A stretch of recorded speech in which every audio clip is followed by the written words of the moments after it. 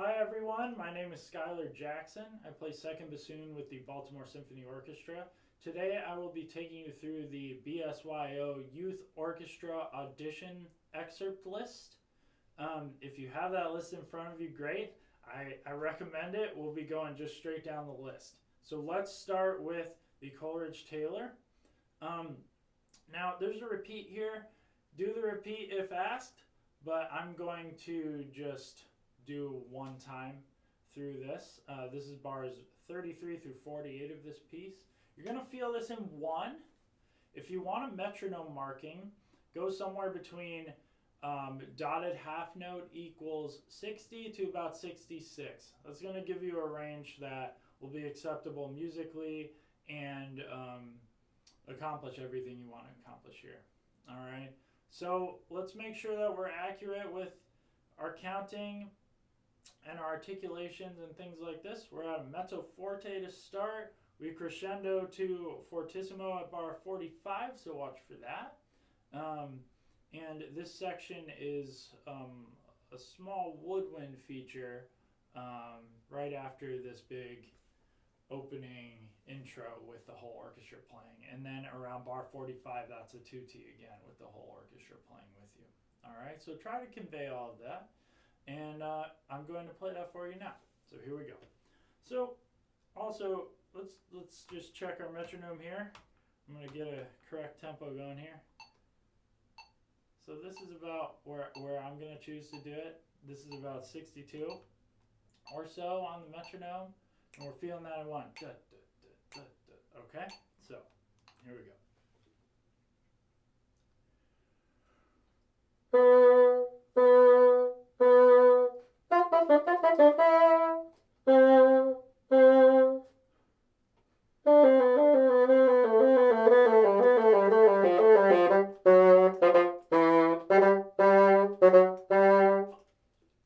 And that is it. Okay? So as you heard, around bar 36, I take just the tiniest bit to place that downbeat. This is the first time we can really hear bassoon actually in this. Little stylized is okay. Musically that makes sense. And then as we go forward to bar 45, we crescendo, and right around there, like I said, that's full orchestra playing. Try to get that sound to where it's loud. Doesn't go too crazy. It doesn't get too ugly, but still loud. Okay, so let's go to the next excerpt. This is Pictures on this Exhibition, excuse me, and this is a Promenade solo for the bassoon. Now this is, we've already heard this a couple times from other instruments, particularly, you know, the whole piece starts with trumpet solo. So this is kind of a memory of that for me, musically speaking. So if we can, what does that mean? Well, I'm going to follow what it says on the page, but what that means is we're a memory of what's already happened, and in this case, we're going to play with a sound that is not so forward as a trumpet, obviously. I don't think we even can as a bassoonist, but let's not be too forward with this. Okay, here we go. I'm going to play this, and then I'll talk a little more about some of my musical decisions. Okay.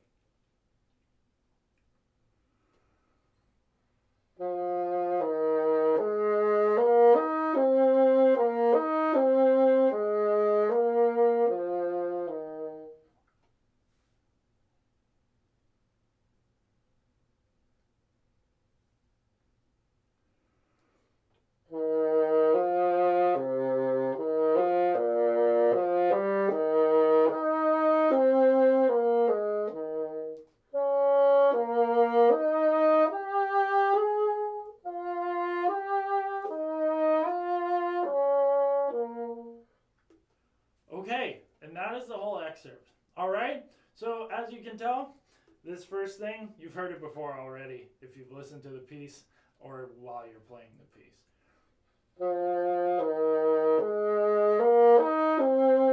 Okay, so we've heard that all before. Long phrase here, okay? It's all under the slur. We do tongue in the second bar, the downbeat. Long phrase. and follow that hairpin. That hairpin gives you an idea how long the phrase is, okay? Then I counted the other 2 bars in time that are rests.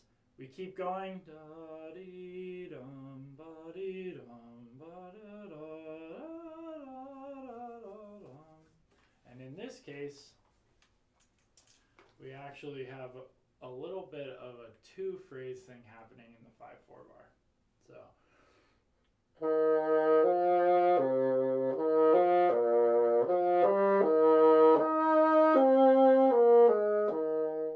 Alright, and when you perform that leap, that octave leap, E flat to E flat, just make sure there's enough air on the lower note that it'll springboard you up to the top note and won't be an issue making that slur. Okay, and if you have an issue making that slur anyway, just lift up that first finger on the right hand. It will help that top E flat come right out. Okay, that's my suggestion there for that fingering. Take that to your teachers, see what they say. Okay, now the rest of it is accompanimental sort of, but also exposed enough that we're still in the texture very much so. So make sure this appoggiatura in the last 2 bars, there's an appoggiatura G, high G to A, high A flat. Make sure you lean into the G, come away on the A flat. Same thing for the next bar, the F to G.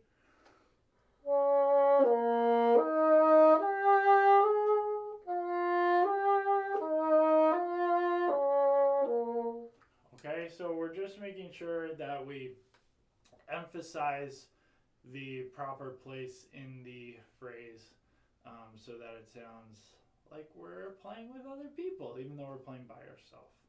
Okay, and that is what you do even if you were playing with other people. Okay, now this next excerpt, and this is the last, oh no, I'm sorry, there's 2 more excerpts. I thought this was the last bassoon excerpt. So now we are going to be playing from the Old Castle is the name of this movement. It actually starts off with a nice bassoon solo. This, the one we're about to play is this opening, okay? So 5 sharps. We start on D sharp. Get familiar with your sharps here. I recommend for this one using a drone on low G sharp to practice. It gets the intonation right.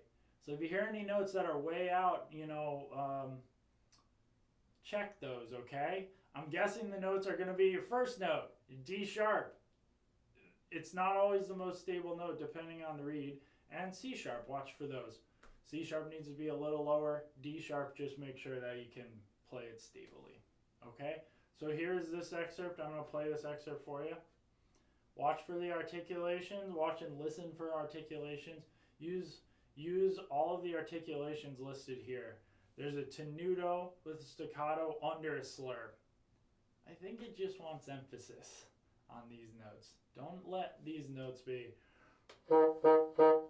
you know, don't let them be stagnant. Make sure that they have motion. Make sure that they move somewhere. If that means giving them a little crescendo, good. If that means giving them a little decrescendo, fine. If that means using a little bit stronger articulation, good. Okay, all things are good. So here's what I'm going to play. But make sure you make decisions, okay? And listen to a few recordings as well. Never hurts.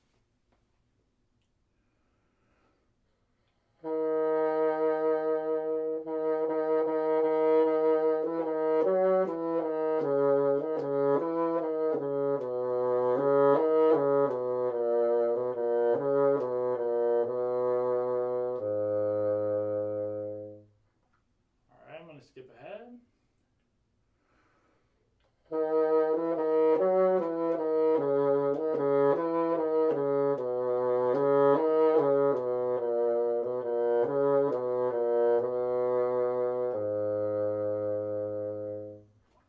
All right. And personally, for me, I probably could have used a little more articulation. So let's hear what that sounds like.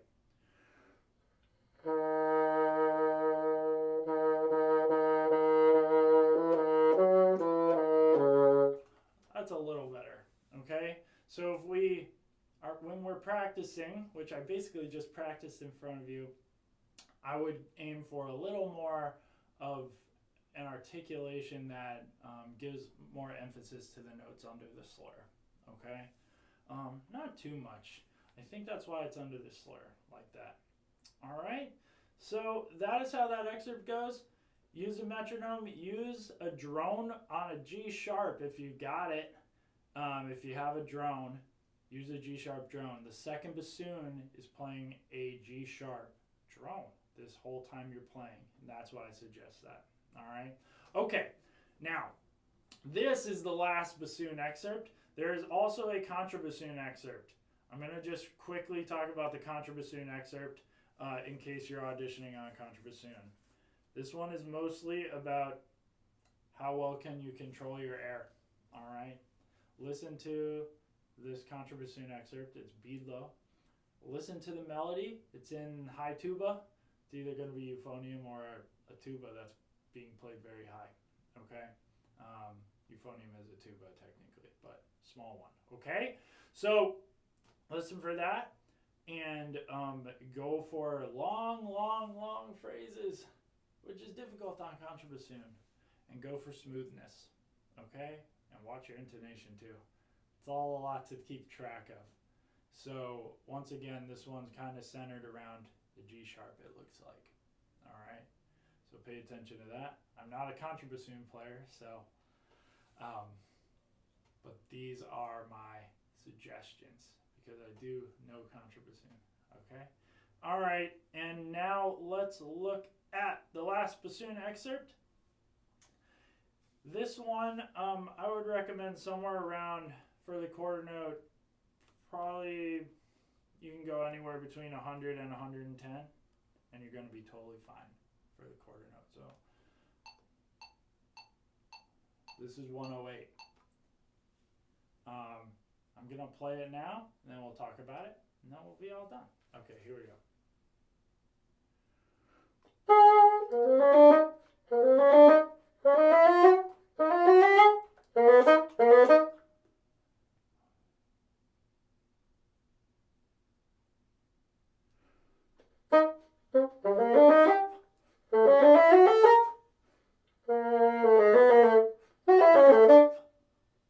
All right, that is that excerpt. Now, let's go over a lot of this. A lot of dynamic changes.